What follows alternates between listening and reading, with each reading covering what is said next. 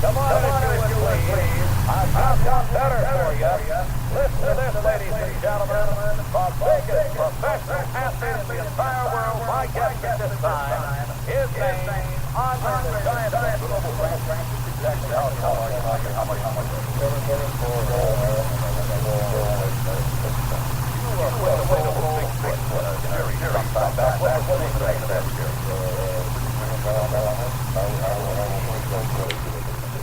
Very good. Andre the Giant, he's got it all. They tell me that as a youngster over in France, you played soccer. Is that true?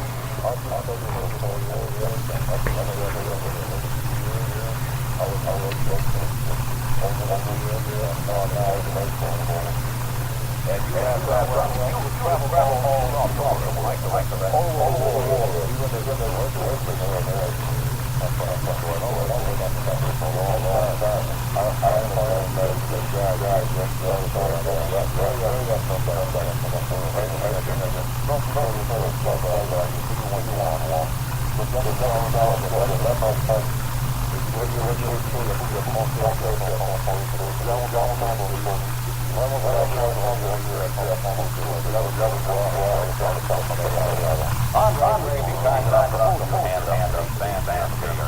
Can our cameraman get a good sight shot of that? Can you believe the difference in the size of hands? How big do you wear? A size 22, that makes my size 9. Can our cameraman come on down here? That makes my size 9 too. Look a little ridiculous. Andre, I'm certain that professional football teams or basketball teams at one time or another had to contact you with the tremendous athletic ability you have, along with your height and so forth. You've got to be a prime target for professional sports. I'll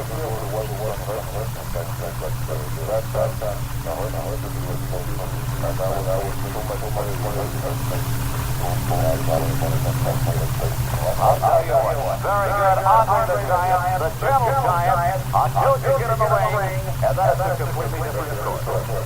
Very good, fans, you've seen him, the world's biggest professional athlete, Andre the Giant at 7'4", 485 pounds, and more action in just a moment. And that was the world's best Mean Gene Okerlund. We lost him this week. He passed away at the age of 76 years old.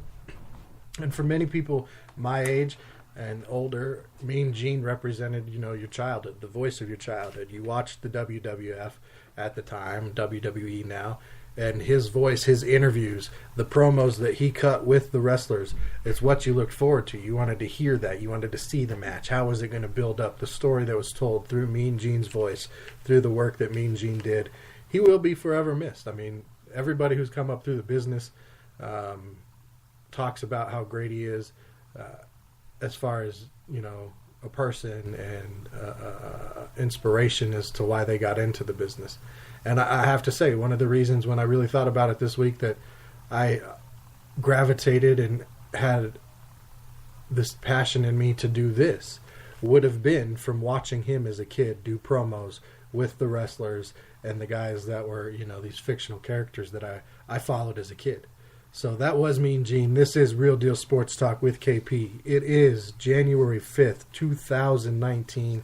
This is our first show in 2019. So thanks for tuning in. Thanks for listening. We'll have another clip. That was Mean Gene and Andre the Giant from the AWA, actually.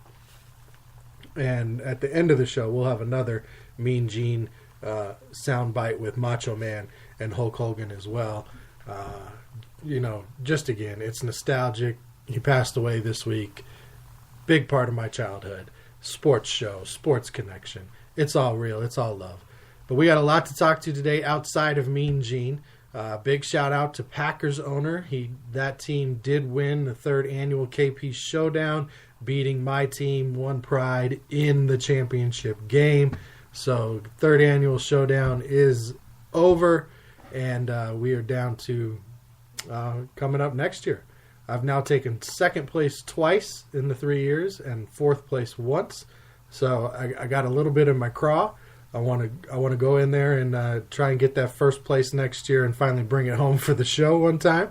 But congratulations to Packers owner for winning this season. Big coaching carousel every year, right? Well, this year we have 8 teams. quarter of the league, 25% of the league is looking for a new coach right now. You're looking at the Cardinals, the Bengals, the Dolphins, the Broncos, the Jets, the Buccaneers, the Packers, and the Browns. Now, why is it such a big deal?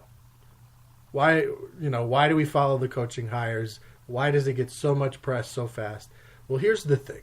You've got the Senior Bowl coming up. You've got the East and West Shrine game coming up. You've got these other scouting opportunities coming up here in the next few weeks. You don't have a coaching staff in place, which means you don't have a philosophy in place, which means you don't have assistant coaches in place, which means you don't have coordinators in place. None of that is in place for 8 of these clubs. Now, maybe some of the guys are retained by each one of these teams, but more than likely, a lot of them are let go. Some guys are going to be picked off other rosters, other teams. In fact, you've got a lot of these names being thrown around right now that are going through the process of these coaching interviews that I don't even believe are being, or I'm not convinced anyway, that they are actually being interviewed for head coaching possibilities. I think some of these names that are out there are being interviewed for coordinator positions. I think a Munchak could be being looked at as a coordinator position. I think Zach Taylor from the Rams could be being looked at as a coordinator position. Right as of right now, there have been no hires. I do expect that some of these hires start to take place early this week. You might see the first hire maybe Tuesday, Wednesday, because again, you want to get your staff in place. You want to be the team whose coach is in place so he can go ahead and get his staff, get his assistants, get his coordinators before these other teams start picking them. So you're not losing out on maybe some of these better coaches that are out there to help, coach up your guys and develop your game plans. You don't want to be on the outside looking in, waiting for one of these coaches who might make it to the Super Bowl. That's why you see a lot of the coaches this week that are being interviewed have first-round buys. Let's get them in now. Let's get them in early.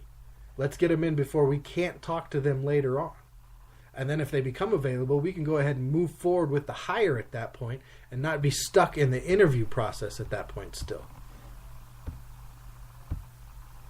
Now, there's all kinds of names out there being thrown around for the different candidates. Dennis Allen has emerged. Bruce Arians, who we haven't really seen him take an interview, but he's been interested. He's vocalized that he's interested. Eric Bieniemy. Jim Caldwell, who I really hope isn't just being considered as part of the Rooney Rule on all the interviews that he's had so far, because he's interviewed with, 3 teams already at least?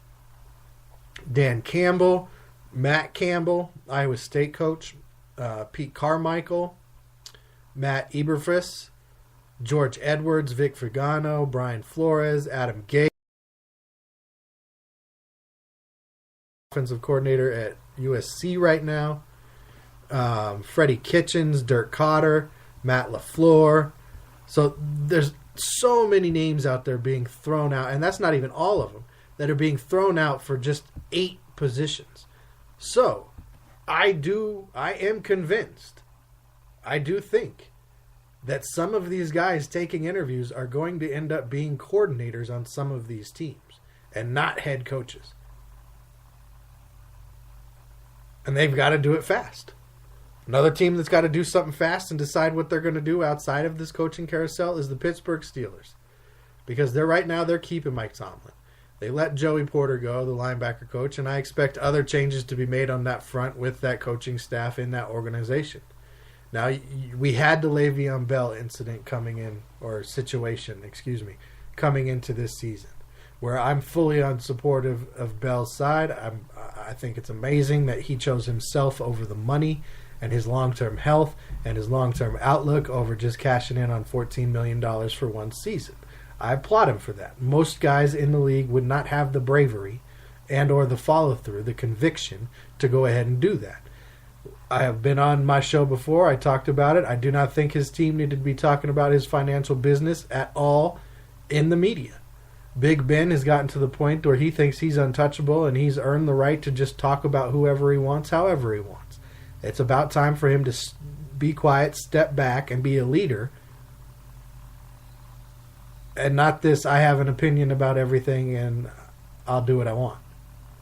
Now you've got Antonio Brown now. You've got this situation that has occurred at the end of the season. People are tying it back into his Facebook live thing in the locker room and Mike Tomlin's control of the team, and there's clearly some disorganization amongst that team. When you have the Le'Veon Bell issue, when you have AB, when you've got these situations with Big Ben, the reins need to be tightened up, and they need to do it quick. Now, with this AB story, it's like, what is going on? Because we've heard all kinds of stuff. We've heard that it had something to do with Juju being named the team MVP, and he didn't like that. We've heard that he threw a football at a teammate. We've heard that he got into it with Big Ben. We've heard that he's got issues with Ben and Tomlin. We've heard that he was out due to injury. Now, maybe he wasn't out due to injury. Maybe they lied about that. And NFL's investing. I mean, this is not something the Rooney family and the Rooney family name want to be associated with. It's like we talked about the other day with Pat Bowlen. This is hurting the legacy. This is hurting his name. And the people in charge and the people responsible need to quickly figure out how they're going to fix this. Now in Pittsburgh, does it come to a trade? Does he go to the 49ers where Kittle was reaching out to him on Twitter? Does he do something with Landry where they reach out to Landry and Cleveland and end up there? Has he really asked for a trade, or is that just the best thing available at this issue? Is there how much communication issues are going on in Pittsburgh right now that this is where their star player, after getting paid handsomely, is at? You had Ryan Clark coming out and talking about how he, in training camp in 2011 or 2012, the way he was acting during drills, and leave me alone, I'm the guy, don't you know, blah, blah, blah, boosting himself up, putting himself above the team. And he said at that point, and he thought at that point, and Shannon Sharp, to his credit too, has talked about it, that paying Antonio Brown quite possibly could have made him even more of the diva, the beast, the monster that this portrays him to be. Now, obviously, there's a lot to go on in this situation that isn't being reported, that we don't know. We haven't heard AB speak, Antonio Bryant, at all in this situation. But he was a 6th-round pick. You know, he was a homeless kid at one point. And now he's turned into one of the best receivers the NFL's ever seen. Not just based on his short stature. Nick Wright says it's a sports betrayal what he has done this week based on that. Based on being a 6th-round pick who's a homeless kid who's turned into one of the best wide receivers under 6 feet tall in the history. And I can see that. That's ridiculous. If you really got into a spat with your teammates and cost your teammates the possibility of going to the playoffs, and you did not play in that game because you couldn't keep your cool after you want to be a showboat, then yes, that is ridiculous. I cannot get on board with that kind of behavior in athletics. That's not what it's about. That's when you're there to make money. That's when you're there for your brand, to be a name, to be famous. And then what do we see? He's one of the first contestants on the new show, Masked Singer. Out there being famous, being a brand. Filming it during the season, not focused. And this is a team, Pittsburgh, that took a slide back this year. Even with all their offensive weapons. Even with James Conner putting up similar numbers to Le'Veon Bell.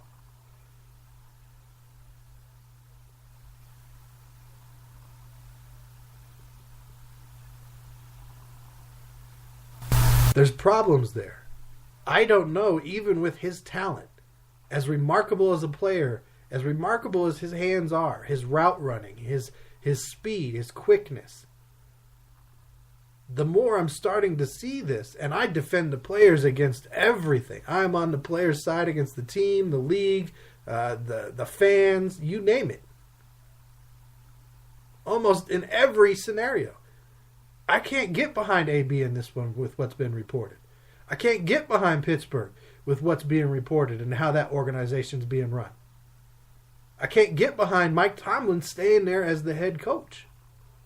They need a serious overhaul. They need some media etiquette training on what to say, how to say it, what not to say, how to avoid questions, how to give a nothing answer. And they need to stay out of their teammates' business. If it doesn't have anything to do with the X's and O's on the field, you don't have an opinion. Pittsburgh is looking in shambles right now, just like we've talked about with the Denver Broncos. Now, James Harrison's come out, he's on his side. He's family, through thick and thin. I got AB's back. Well, we've all heard what James Harrison had to say when he was comparing Pittsburgh to New England. So, again, it shows another sign that there's problems, big problems, in that Pittsburgh Steelers organization. And we'll have to see if they can get through this offseason and fix some of them. They apparently think that starting with Joey Porter, that they're on the right track. Now, we've got playoffs starting today. Steelers are not a part of that. The Long brothers, we saw, they're not related. The little nephew was like, all worried, what's going on? What's Uncle Kyle talking about? Because the Philadelphia Eagles taking on the Chicago Bears. Tomorrow is one of the matchups tomorrow. Matchups that we have for today that'll be kicking off here at about 2:30. You have Houston taking on Indianapolis for the third time this season. That you don't get very often, where two teams play each other 3 times in the same season. It always has to obviously be with a playoff matchup, divisional teams. These teams now know each other very well. They've both had comebacks against each other. You also have Seattle versus Dallas today. Tomorrow the games are the LA Chargers and Baltimore, and the Eagles and the Bears are the afternoon game. Today's games, I'm going to ride with Houston. I know Indy's been hot. I know they've got 2 rookie all-pro players in Quentin Nelson and Darius Leonard. Andrew Luck has played lights out compared to what I thought he'd offer this season. Moving forward, coming off of that shoulder. T.Y. Hilton still doing good, and they're getting enough out of this player, that player, this player, that player, and the defense is playing tough. They don't have a lot of talent. They've gotten younger. They've got a Darius Leonard who's a beast at a linebacker position, and it's gonna be fun watching him develop into a full-on NFL linebacker. Been great year one. Houston's got talent all over the place. Losing Demaryius Thomas really hurt their receiving core, but you've got DeAndre Hopkins. You've got enough of a running game at times, and a solid defense that gives a pass rush and allows the back end to kind of make plays and clean stuff up. Two teams, again, they know each other really well. Seattle and Dallas, they've met a few times in the playoffs over the last several years. Dallas streaking, Seattle streaking. Both of these teams, it was really important for them to get to that 10-6, have that win going into the playoffs, not be 9-7 coming off of a disappointing loss in Week 17. Both of them were able to pull that off with enough plays in Week 17. Dallas hosts this one. They have the upper hand, but I could see Russell Wilson coming away with the victory. Zeke Elliott's coming out now. He wants a contract. He knows he's ready to be paid. He's easily, arguably, the top running back in the NFL. You could argue between Todd Gurley, him. Le'Veon's not really in the conversation because he didn't play. Kamara's more of a weapon than just a running back. Leonard Fournette took a step back in year 2. So really between Zeke and Todd Gurley, you could argue either way who's the best in the league. And Zeke's ready to get paid coming off of his rookie deal. So could that be a distraction a little bit for him coming into this game, knowing he's going to have to be the workload? He's going to be the one who wins them playoff games, not Dak Prescott. Dak had a great game Week 17, threw for a bunch of yards, but face it, it was Week 17. That team knew they were out of the playoffs. They weren't out there giving them their best.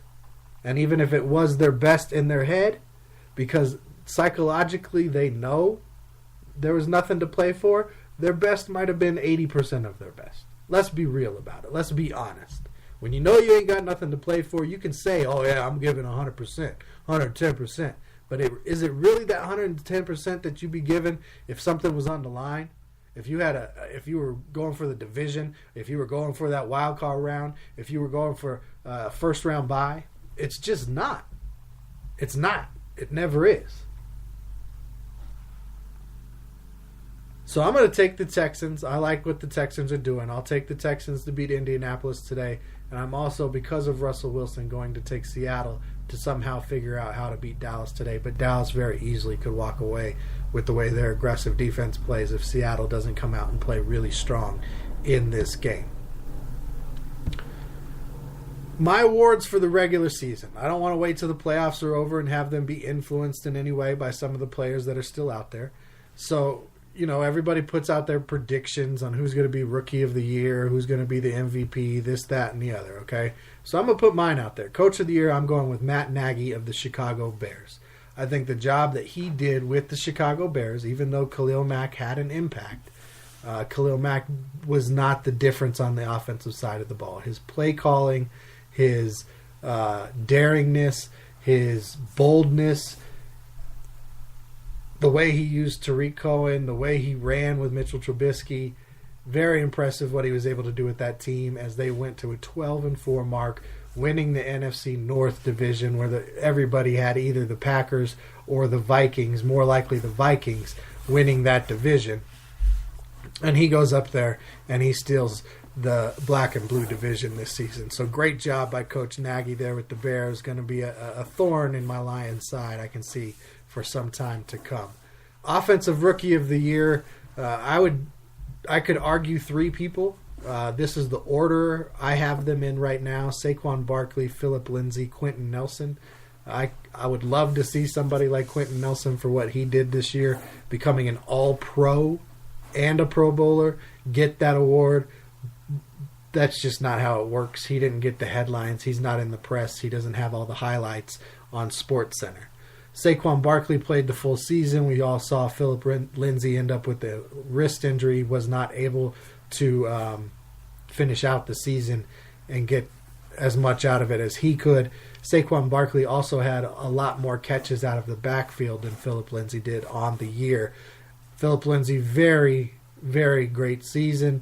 I think next year the Broncos need to focus in on using him as that weapon and having more of an every down back to go with him. Even if he gets 5, 6, 7 carries in a row or touches out of the backfield, they need to have another back who's the guy, and he needs to be used as that ultimate weapon like he was before the end of the season when they started running out of pieces.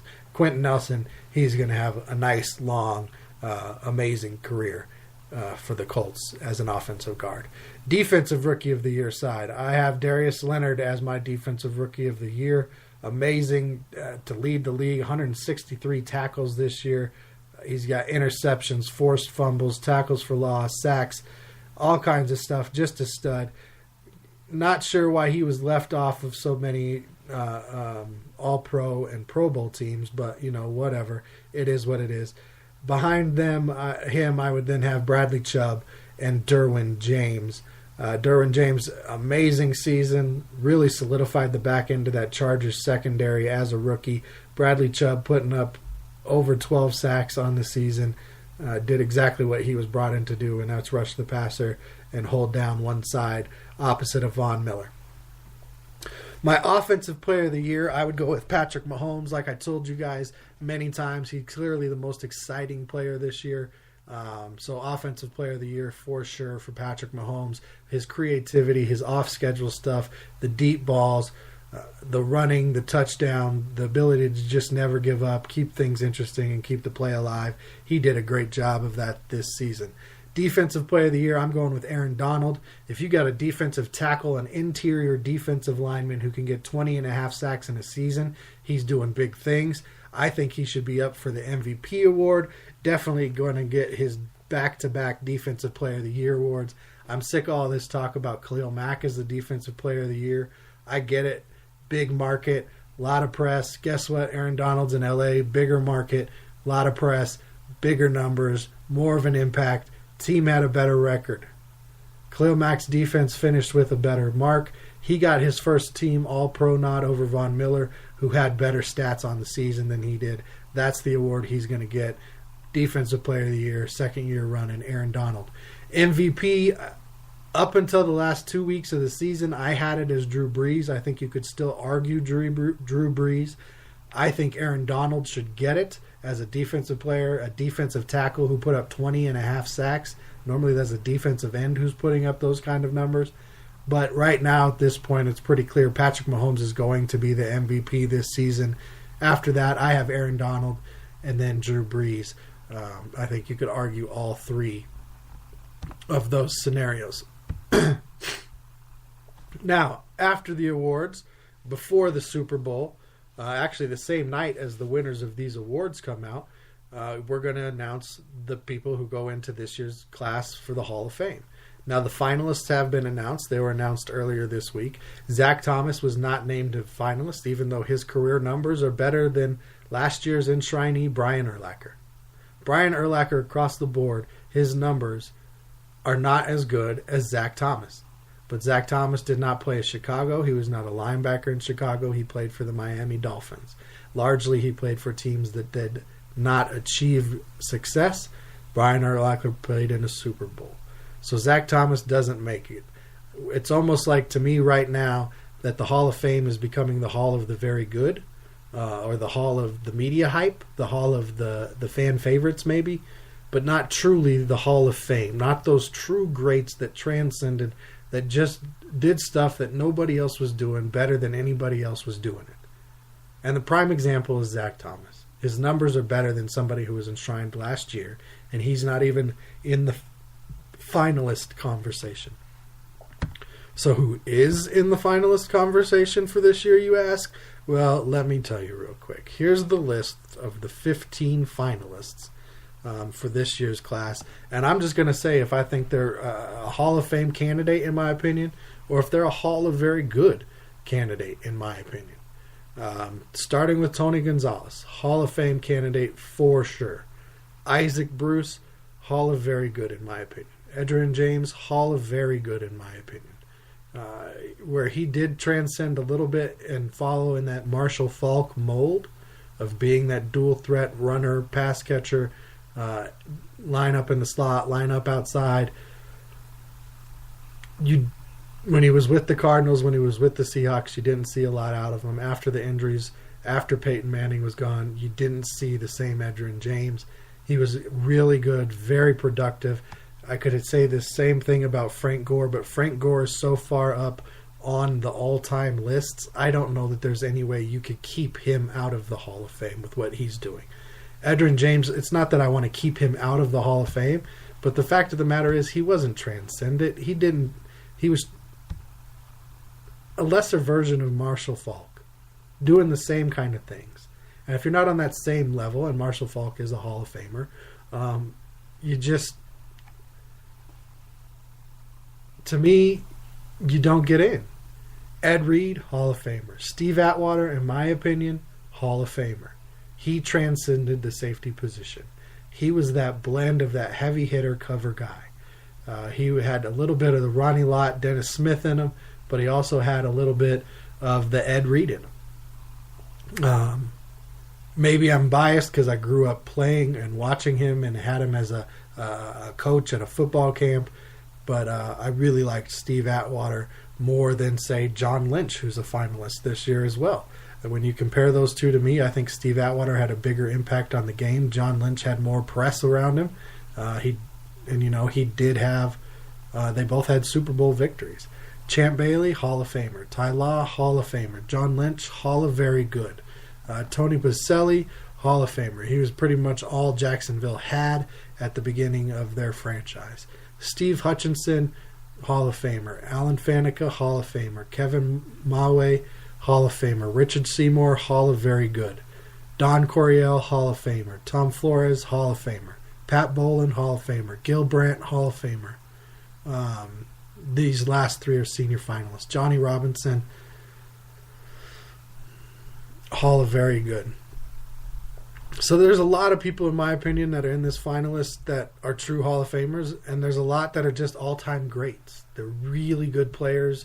They're fun to watch. They put up big numbers. But to me, the Hall of Fame, it's just something special. It's just that extra level. Like Tony Gonzalez's career and what he did as a tight end was next level, unmatched.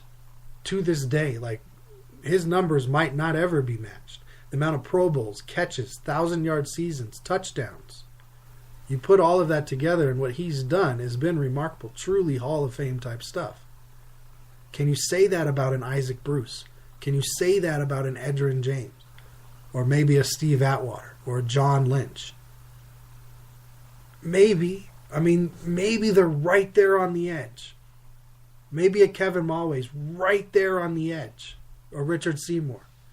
Does that mean you just go ahead and push them in because we have this fan favorite love for him, as opposed to a Gale Sayers or a Barry Sanders or a Dick Butkus or Brett Favre or, pick your great. Richard Seymour was really good, but do we look at him in the same light as Bruce Smith or Reggie White? No. And that's my argument with Michael Strahan being in the Hall of Fame. Like, do we really? Yes, he's got the single season sack record. Yes, he put up more than 100 career sacks. But does he compare to Julius Peppers, who's now third on the list? Nope. Doesn't. He just had one really good season where Brett Favre laid down and gave him a record. So those are the finalists. We'll find out who gets in the night before the Super Bowl, I think. And let's get into our little fun facts and little stories that came out this week. Rick Stroud's been doing some pretty good coverage, making sure we're all informed on the giant D-bag Brent Grimes is, or at least is acting like. So Brent Grimes on his wife's podcast, I got this from Rick Stroud, at NFL Stroud. Went on his wife's podcast. He didn't want to play because they asked him to shadow Antonio Brown and other top wide receivers, and he only made $7 million, while cornerbacks who shadow make $14 million. And you wonder why Go Bucks lost. Not one coach or GM held him accountable. And this is what was going on with his wife's podcast, that him and his wife talking about this in the public. Are you kidding me? You don't want to go out there and compete. You don't want to go out there and help your team because you don't get paid like other players. Guess what? You're not as good as other players. You've had a couple good seasons where teams decided to pick on you because they wouldn't go to the corner on the opposite side of the field, and you've gotten some interceptions. You have some decent athleticism and some good hops, but by no means have you ever been a consistent all-pro, pro bowler, difference-type, shut-down corner. Making $7 million to play football with your skill set, with your size, with what you've done in your career, that should be pretty damn good. If I'm one of your teammates right now, you done, bro. We're not talking no more. Unless we got business outside of this locker room, you better just show up and do your job or we're going to have problems. If I'm another team and the defensive coordinator or my position coach says, hey, what do you think about adding so-and-so to... No. He's not being added to the group. We don't need him. He ain't going to get paid enough to play, coach. Let him go be on his podcast with his wifey. Unbelievable he's going to put this out there after last offseason, the comments that his wife was making. He ain't getting signed. I'll be surprised if he's back with the team. Rick Stroud also reported and put out that Brent Grimes said he was told he was benched in the second half of the Chicago game because he was on his phone at halftime. Why are you on your phone at halftime? Why are you not involved in what's going on with the game? And you're surprised that somebody had a problem with that and decided you weren't interested and you weren't going to play? Come on, man. Now you're making yourself look stupid. Gil Brandt, love following Gil Brandt. 2018 will be remembered as the year of offense. Touchdowns, 1,371, most in NFL history. 11,952 points scored, second in NFL history. Highest passer rating in history, 92.9. Highest completion percentage in history, 64.9. Most touchdown passes in history. Second most 4,000-yard passers, 12 of them. First highest season with quarterbacks with 100-plus rating at 8. Most average rushing yards per attempt at 4.42. Most 100 catch wide receivers with 11. Unbelievable, the offense, the way it's taken shape, the way they have managed these rules for the offense to be so successful. It's going to continue in that direction, so defenses are going to have to get more sophisticated, figure out how to maybe bend and not break as much, give up more field goals, and try and trade for touchdowns. Also taking place since the last time we talked, Amanda Nunes has made it known that she is the baddest woman on the planet. It is not Ronda Rousey. It is not Chris Cyborg, because she handled them both. She wrecked them both. She destroyed them both. She has titles as the first woman in 2 different weight classes. You're not going to get into the ring with this woman and intimidate her in any way. She comes right at you. She's throwing them hands, and you're going to get a sandwich. She put Cyborg down in the first round. It was impressive. She was throwing the hands. Cyborg was trying to, but if you watch it, Nunes throws her hands, her eyes are open. Cyborg was throwing her hands, and her eyes were squinting as she was trying to protect herself from Nunes. She's aggressive. She comes at you like a tiger. She's a beast, and she demolished 2 of the women in that sport that were considered to be the best. John Jones comes back, cleans up. He's the champ again. He's the best fighter in the division until proven otherwise. The Nuggets, we are into the second half of the season, or right about halfway through the season, and the Denver Nuggets are still in first place with key players that they were depending on this season still riding the bench. Paul Millsap on the bench. Barton's still on the bench. Isaiah Thomas is still on the bench. Gary Harris is on the bench injured. All these guys should be coming back soon, but they have depth. They have a lot of choices to be able to make now as they make these lineups for the second half of the season. Very impressed with what the Nuggets and Coach Malone and them boys are doing over there. And the last thing, Clemson is playing Alabama again for the national title this year.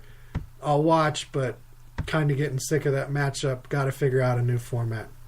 Until next time, you know how we do. We keep it real. We're going to go out with one more soundbite of Mean Gene, Macho Man, and Hulk Hogan. Rest in peace, Mean Gene. All right, ladies and gentlemen, we got a taste of it a little earlier on here on Saturday night's main event when the madness met the mania. I am talking about Macho Madness and Hulkamania, 2 mega powers meeting here tonight. Hulk Hogan, what is happening? Well, you know, Mean Gene, we really don't know what we're dealing with here, man. And I'm just kind of a little worried about walking up here because we just might blow the whole planet up, you know. Everybody knows that Hulkamania is the strongest force in this universe. But when I hit that ring and I saw what the madness is all about, I realized there was a whole other universe out there, a whole other frontier, and the power of the madness and the mania just blew my 24-inch guns out. You mean to tell me there is another solar system, Macho Man? Still in a state of shock right now. Yeah. What's the big man? What are you the big? Yeah.